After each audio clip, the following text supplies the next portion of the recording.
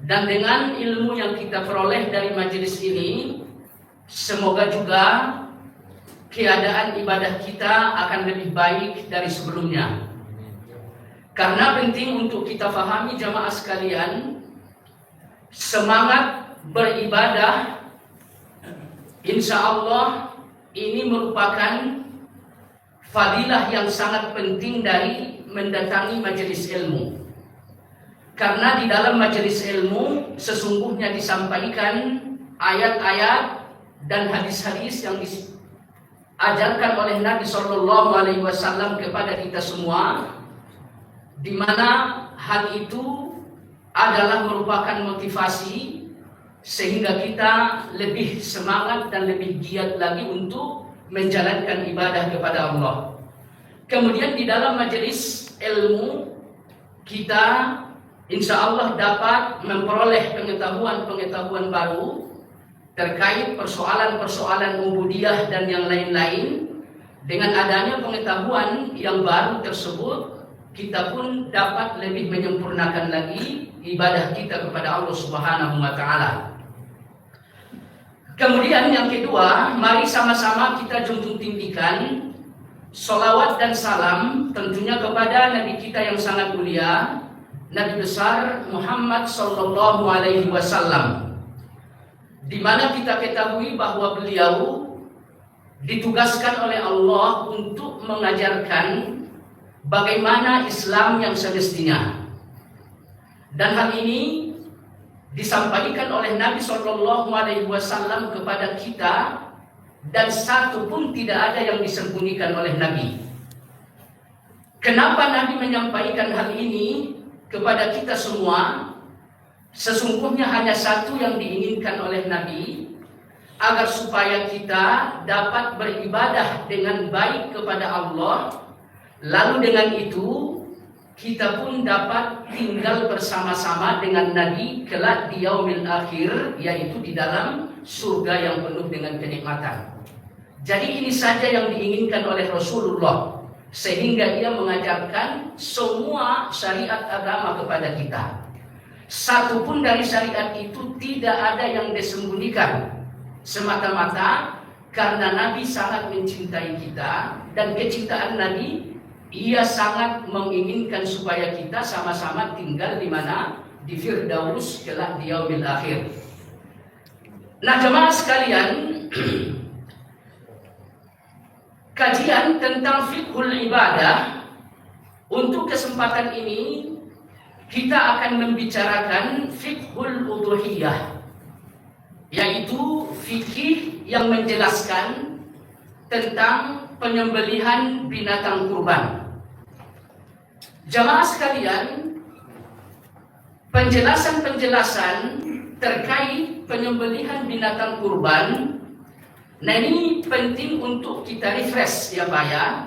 Penting untuk kita ulang-ulangi, disebabkan karena ibadah ini adalah ibadah tahunan. Jadi kita melaksanakan udhuhiyah, penyembelihan terhadap kurban hanya setahun sekali. Maka ya sangat besar kemungkinan banyak hal yang terlupakan gitu ya, banyak hal yang terlalaikan karena ya tidak sehari-hari kita amalkan. Maka untuk itu jamaah sekalian, kita akan menyampaikan kajian terkait dengan hal tersebut. Insya Allah kajian ini terdiri dari beberapa pembahasan. Nah, pembahasan yang pertama,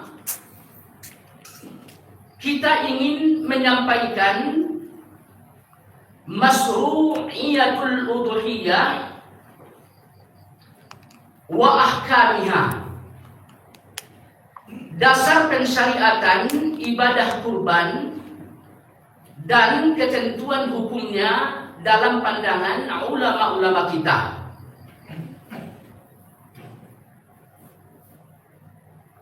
Ibadah udhuhiyah atau menyembelih binatang kurban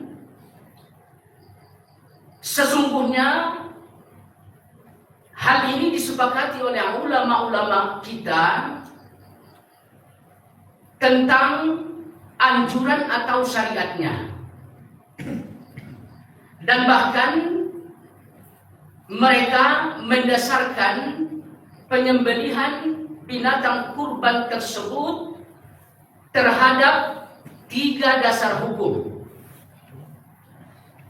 Nah, dasar hukum yang pertama yaitu bersumber dari ayat Allah Subhanahu wa taala, yaitu Al-Qur'an. Kemudian dasar hukum yang kedua yaitu bersumber dari hadis yang disampaikan oleh Nabi. Kemudian dasar hukum yang ketiga adalah ijma' para kaum muslimin baik di zaman dahulu maupun di zaman sekarang. Nah, jemaah sekalian, seperti kita ketahui bahwa dasar pensyariatan hukum dalam Islam yang disepakati adalah 3 hal tadi. Ya Pak ya. Jadi ini 3 hal tersebut adalah dasar hukum yang disepakati oleh ulama-ulama. Nah, adanya syariat yang menganjurkan penyembelihan untuk binatang kurban sesungguhnya terdapat di dalam pensyariatan yang disepakati oleh ulama-ulama kita. Nah, dasar hukum atau dasar pensyariatan yang pertama yaitu bersumber dari ayat-ayat Al-Quran. Nah, salah satunya ayat yang berbicara tentang anjuran untuk menyembelih binatang kurban, yaitu ayat yang sangat masyhur di kalangan kita semua. Ayat yang disampaikan oleh Allah di surat Al-Kautsar. Allah Subhanahu wa taala mengatakan, "Fasalli li rabbika wanhar." Hendaklah engkau salat karena Tuhanmu dan hendaklah engkau menyembelih. Nah, jemaah sekalian yang saya muliakan, ayat yang mulia ini ditafsirkan oleh ulama-ulama kita dengan banyak penafsiran. Dan salah satu tafsir untuk ayat ini seperti dikemukakan oleh Imam Ibnu Ashur. Beliau mengatakan bahwa Imam Malik menafsirkan ayat ini dengan mengatakan muradu bihi salatul Id. Salat yang dimaksud di dalam ayat yang tadi disampaikan adalah salat Id. Kemudian menyembelih yang dimaksud di dalam ayat tadi adalah menyembelih binatang kurban. Jadi ini yang disampaikan oleh Imam Malik sebagai tafsir untuk ayat fasalli li rabbika wanhar.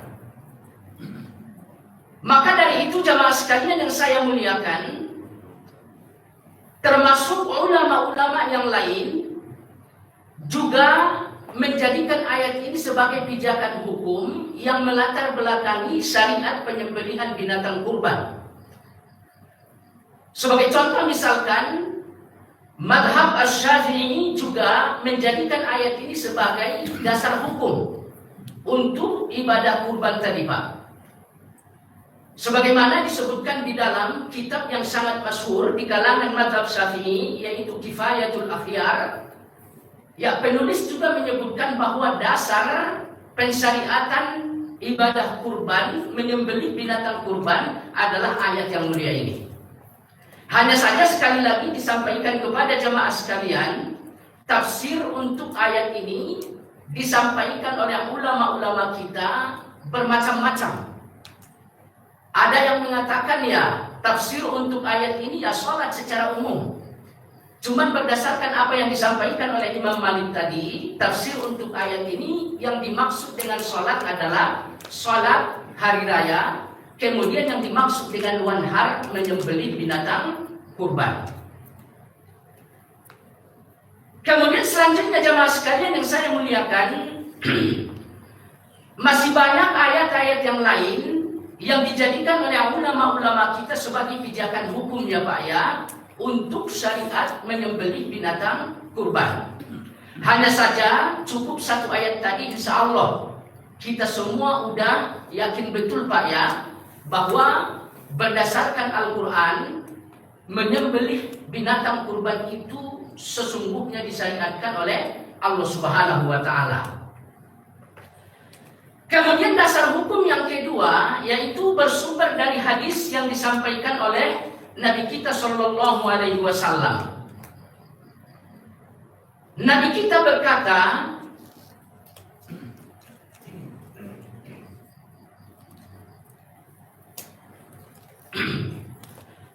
seperti diriwayatkan dari Anas bin Malik radhiyallahu anhu. Ia mengatakan, dohan Nabiyyu sallallahu alaihi wasallam bikabasaini. Nabi sallallahu alaihi wasallam telah menyembelih binatang kurban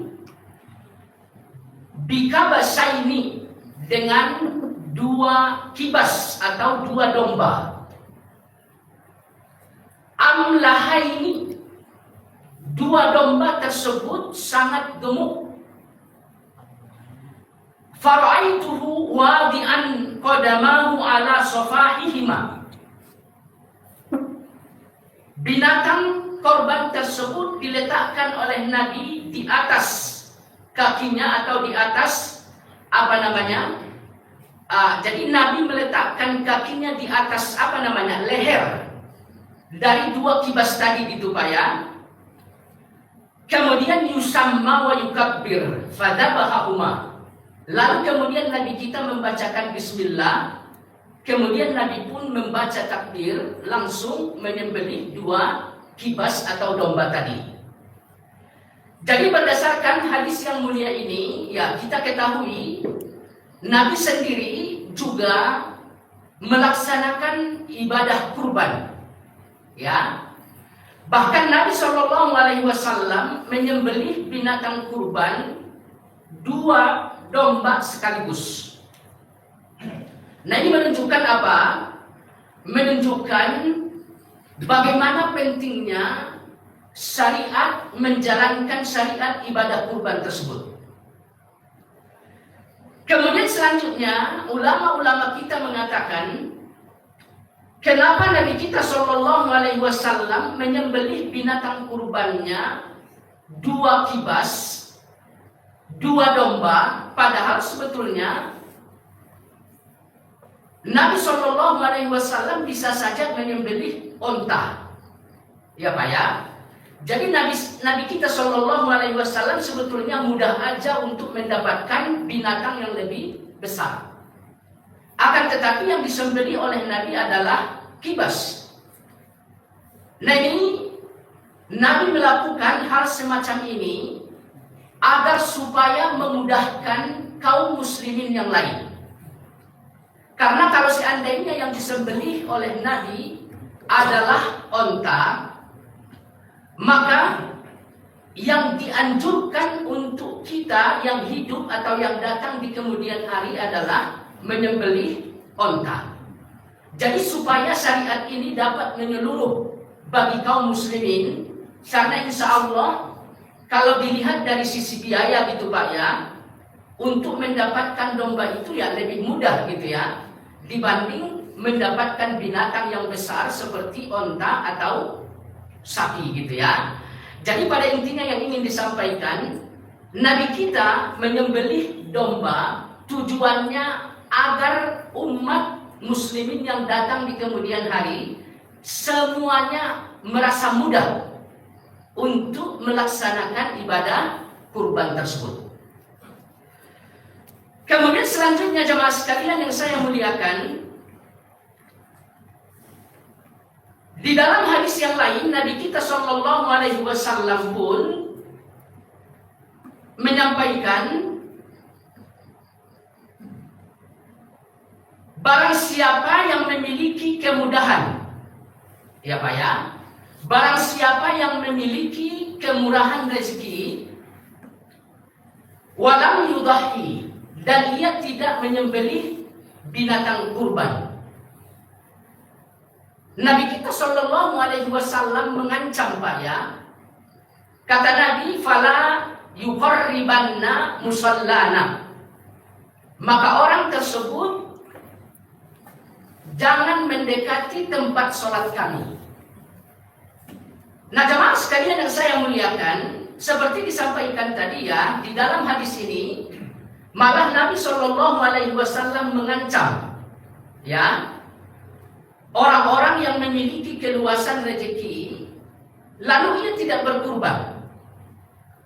Nah, adanya ancaman di sini, ya, merupakan bentuk penekanan dari Nabi agar supaya kita memiliki perhatian khusus untuk menjalankan syariat menyembelih binatang kurban.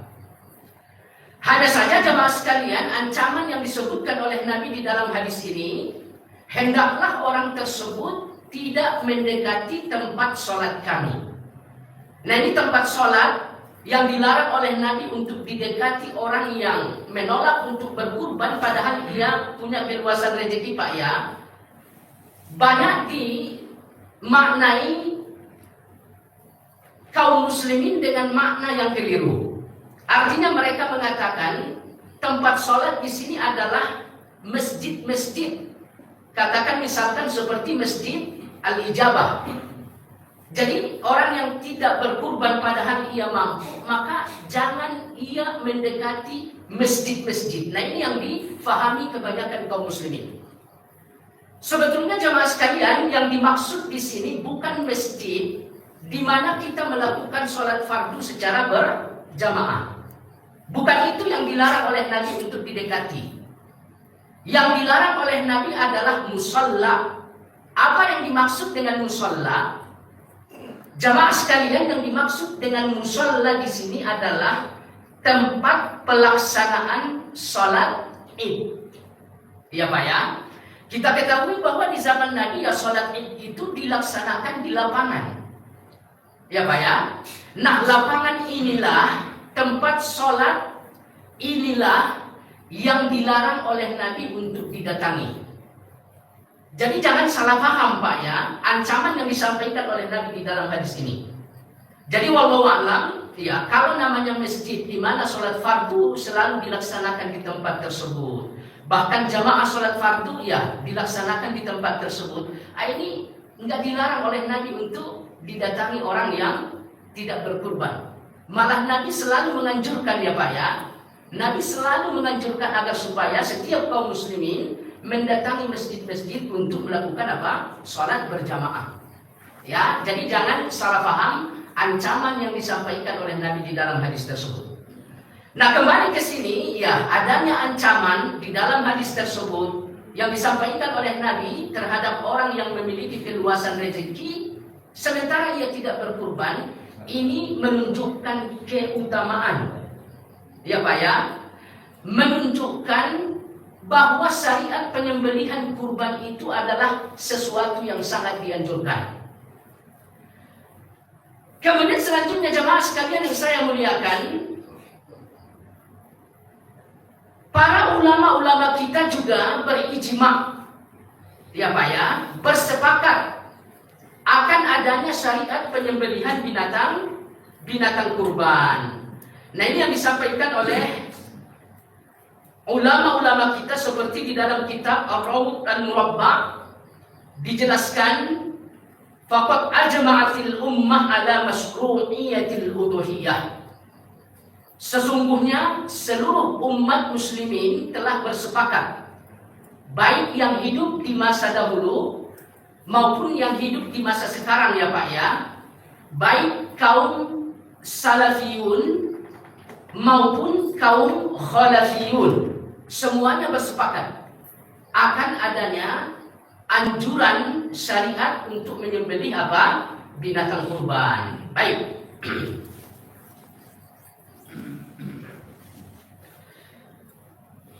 Kemudian selanjutnya jamaah sekalian yang saya muliakan, pembahasan kedua yang hendak disampaikan, al-ahkam al-muta'alliqatu, hukum-hukum yang berkaitan dengan orang yang hendak berkurban. Ya, Pak, ya.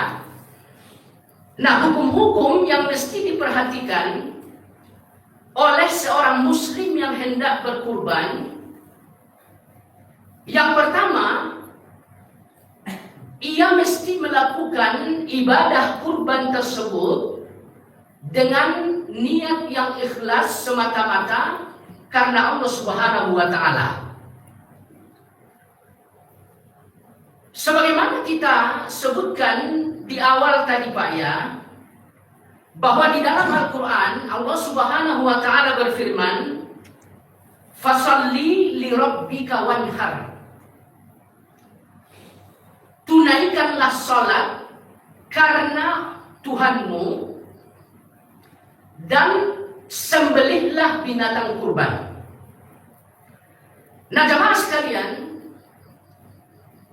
ayat yang mulia ini kalau misalkan kita maknai secara tekstual gitu Pak ya, ayat yang mulia ini kalau misalkan kita maknai apa adanya, sesungguhnya yang diperintahkan untuk dilaksanakan dengan niat yang ikhlas hanya sholat aja Pak.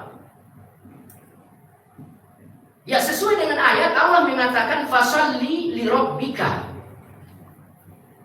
hendaklah engkau lakukan sholat karena Tuhanmu. Jadi ajakan untuk sholat karena Allah Subhanahu wa Ta'ala itu aja yang kita lihat di dalam ayat ini. Adapun wanhar ya Pak ya, sembelihlah binatang kurban. Nah perintah menyembelih binatang kurban di sini tidak disertakan oleh Allah dengan lirabbika. Maka karena itu ayat ini nggak boleh dipahami secara tekstual gitu Pak ya. Ayat ini nggak boleh dipahami apa adanya. Nah ini yang disampaikan oleh Imam Hasanul Basri ya Pak ya. Kata beliau ayat ini mesti kita pahami berdasarkan kaidah bahasa Arab. Ya Pak ya.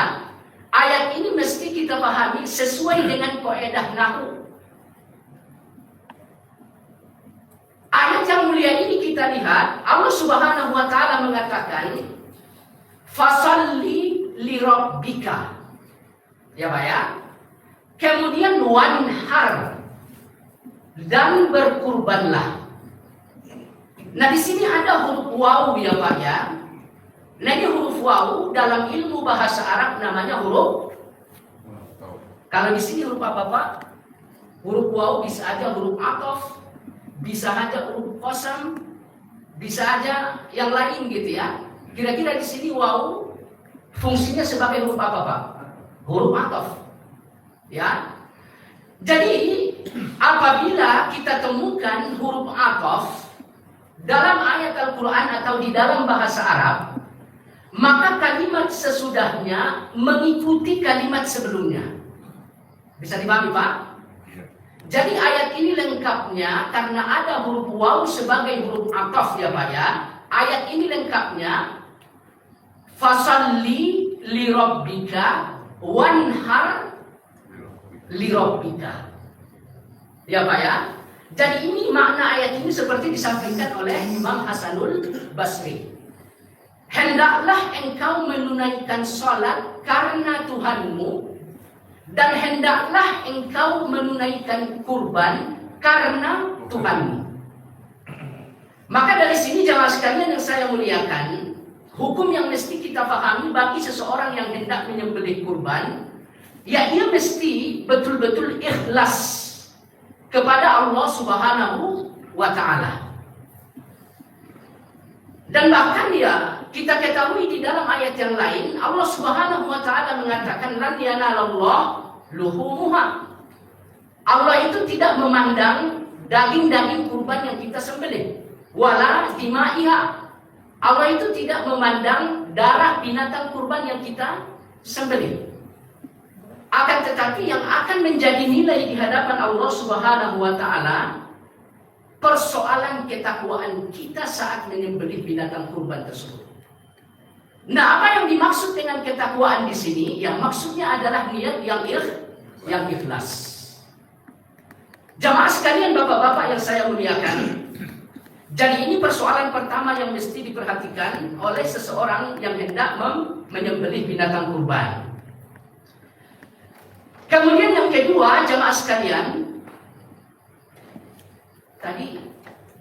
Bukan ya? Persoalan kedua yang mesti diperhatikan oleh seseorang yang hendak berkurban, memperbanyak puasa. Ya Pak ya? Memperbanyak puasa di 10 hari awal bulan Dzulhijjah. Ya Pak ya? Nah, baik. Nabi kita Shallallahu Alaihi Wasallam mengatakan bahwa 10 hari awal bulan Dzulhijjah adalah waktu yang sangat istimewa. Bahkan kata Nabi Shallallahu Alaihi Wasallam saat ditanya oleh sahabat-sahabat Pak ya, apabila 10 hari awal Dzulhijjah itu dimakmurkan dengan ibadah seperti ibadah puasa gitu Pak ya, ini memiliki fadilah yang sangat besar. Nah sahabat-sahabat bertanya, apakah fadilah dari ibadah yang dilakukan di 10 awal Dzulhijjah lebih besar daripada pahala berjihad? Ya kata Nabi SAW lebih besar. Terkecuali apabila seseorang yang berjihad tersebut di medan pertempuran ia gugur. Kemudian hartanya habis. Kalau memang keadaan mujahid yang berjuang di jalan Allah seperti ini ya, sesungguhnya berjihad lebih utama. Akan tetapi kalau misalkan mujahid pergi berperang lalu kemudian ia kembali dalam keadaan selamat, nah ini fadilah memakmurkan 10 awal Dzulhijjah kata Nabi Shallallahu Alaihi Wasallam seperti diriwayatkan dari Ibnu Abbas jauh lebih besar. Kenapa demikian jemaah sekalian yang saya muliakan? Karena di dalam Al-Quran juga Allah Subhanahu Wa Taala berfirman, Allah mengatakan wal fajar, demi waktu fajar. Kemudian di ayat berikutnya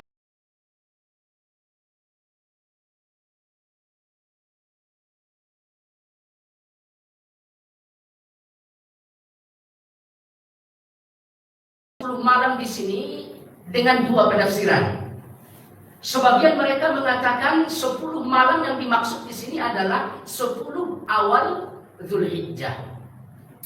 Kemudian sebagian yang lain menafsirkan 10 malam yang dimaksud di sini adalah 10 akhir bulan Ramadan.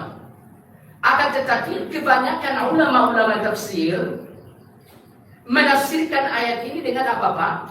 Dengan 10 awal Dzulhijjah. Maka dengan demikian jemaah sekalian yang saya muliakan, kita lihat ya Pak ya, di dalam Al-Quran, di dalam ayat Allah menunjukkan keutamaan 10 awal Dzulhijjah. Kemudian di dalam hadis tadi kita sampaikan ya, Nabi kita juga menyampaikan tentang keutamaan 10 Dzulhijjah. Dan ibadah yang mesti kita upayakan di 10 awal Dzulhijjah itu adalah memperbanyak ibadah puasa. Nah catatannya jemaah sekalian, memperbanyak ya Pak ya, memperbanyak ibadah puasa, bukan mempuasakan secara total. Karena terkait dengan ibadah puasa yang dilakukan oleh Nabi di 10 awal Dzulhijjah, terdapat 2 hadis yang ta'arud, kontradiktif. Hadis yang pertama jemaah sekalian, bahwa diriwayatkan dari istri Nabi yang bernama Hafsah.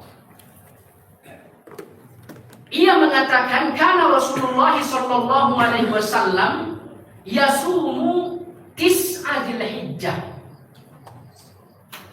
Nah di dalam hadis ini berdasarkan kesaksian yang dilihat oleh Hafsah istri Nabi ya Pak ya, beliau mengatakan bahwa Nabi kita berpuasa selama 9 hari di awal Dzulhijjah. Kalau di hari ke-10 nggak boleh Pak puasa ya. Jadi 10 awal maksudnya hanya sampai di tanggal 9. Adapun 10-nya kita sedang berhari raya, sedang berlebaran, nggak boleh. Ya, jadi tanggal 1 sampai tanggal 9. Jadi ini yang dipuasakan oleh Nabi kita Shallallahu Alaihi Wasallam berdasarkan apa? Riwayat Hafsah. Nah, hal yang berbeda, 100% malah berbeda gitu Pak ya. Sebuah hadis yang diriwayatkan dari istri Nabi kita juga, yaitu Aisyah radhiyallahu anha. Seperti diriwayatkan oleh Imam Muslim, Aisyah menjelaskan, "Ma ra'aitu nabiyya sha'iman fil asri qattun." Berpuasa di 10 awal Dzulhijjah. Jadi ini kesaksian siapa Pak? Ada 2 riwayat yang kontradiktif ini ya. 2 riwayat yang ta'arud di sini. Bukan berarti kita memilih salah satu. Ya Pak ya. Karena adab untuk menyikapi perbedaan atau khilafiyah sesungguhnya telah ditetapkan oleh ulama-ulama kita, ada beberapa hal. Yang pertama, al-jam'u. Kita harus mengkompromikan 2 dalil yang kontradiktif. Ya Pak ya. Jadi ini langkah pertama yang mesti ditempuh oleh seseorang yang beriman kepada Allah Subhanahu wa Ta'ala. Jadi ia upayakan untuk menggabungkan, mengkompromikan 2 dalil yang secara lahiriah bertentangan gitu Pak. Kemudian selanjutnya baru ada langkah kedua, yaitu langkah tarjih, memilih mana pendapat yang paling kuat. Nah ini di tahapan kedua Pak. Jadi jangan sampai salah melangkah gitu Pak ya. Kebanyakan dari kaum muslimin, terkhusus di zaman sekarang Pak, langsung ke step kedua gitu ya. Ia lakukan tarjih. Ini yang paling sahih, ini dhaif, nggak bisa. Jadi ini harus dilakukan secara bertahap gitu Pak ya. Nah jamaah sekalian yang saya muliakan, seperti disampaikan oleh Imam Ibnu Rajab Al-Hambali, bahwa Imam Ahmad rahimahullah melakukan pengkompromian antara 2 dalil yang kontradiktif tadi. Apa komprominya? Imam Ahmad mengatakan puasa tidak dianjurkan secara total, tidak berpuasa juga tidak dianjurkan secara total. Maka dengan demikian, yang disunnahkan kepada kita di 10 awal Dzulhijjah, secara khusus orang-orang yang hendak berkurban, dan secara umum semua kaum muslimin. Ya Pak ya, anjuran di sini mencakup seluruh kaum muslimin. Memperbanyak, seperti itu Pak ya, memperbanyak puasa di 10 awal Dzulhijjah. Baik. Kemudian selanjutnya jemaah sekalian yang saya muliakan, persoalan hukum yang berkaitan dengan orang yang hendak berkurban berikutnya, ia mesti berupaya sekuat tenaga untuk tidak memotong rambut dan memotong kuku. Ya Pak ya. Jadi ini khusus bagi orang yang hendak berkurban.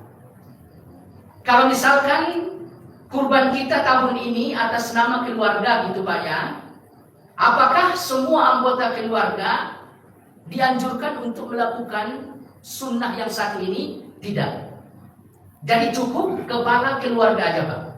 Ya, adapun yang lain-lain sekalipun mereka ikut dalam binatang kurban yang disembelih gitu Pak ya, sekalipun atas nama mereka ikut disebut di dalam penyembelihan binatang kurban, ya mereka tidak dianjurkan untuk membiarkan rambutnya dan kukunya di sepanjang 10 awal Dzulhijjah. Jadi hanya kepala keluarga aja Pak ya. Baik. Hal ini seperti di dalam hadis dikatakan oleh Nabi kita Shallallahu Alaihi Wasallam, idza dakhala al-asru, apabila telah masuk 10 awal Dzulhijjah, wa arada ahadukum an yudahhi, Sementara salah seorang dari kalian berkeinginan untuk menyembelih binatang kurban. Fala ya'khudh, maka hendaklah ia tidak mengambil, maksudnya memotong Pak ya, rambutnya dan tidak memotong kukunya. Nah, ini ajan Pak.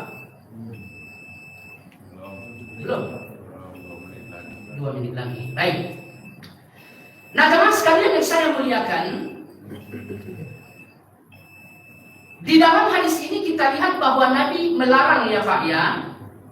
Kata Nabi, fala ya'khudh, hendaklah ia tidak memotong rambutnya dan tidak memotong kukunya. Nah ini larangan di sini dipahami oleh ulama-ulama kita dengan 2 pemahaman. Yang pertama, jumhurul ulama, mayoritas ulama-ulama memandang larangan di sini lil karohah, larangan untuk makruh. Nah, jadi kalau berdasarkan pendapat jumhur, larangan memotong rambut dan memotong kuku bagi orang yang hendak berkurban di 10 awal Dzulhijjah ini hukumnya hanya makruh. Akan tetapi sebagian ulama yang lain, yaitu dari kalangan mazhab Hambali, mengatakan larangan di dalam hadis tadi adalah larangan lit-tahrim, diharamkan. Ya Pak ya? Maka kalau misalkan Bapak melihat yang paling kuat pendapat Imam Ahmad atau mazhab Hambali, nah ini haram hukumnya bagi orang yang hendak berkurban memotong rambut dan memotong kuku. Akan tetapi persoalannya pendapat yang paling kuat di sini Pak ya, pendapat yang paling kuat di sini hukumnya adalah makruh, bukan diharamkan. Kenapa demikian?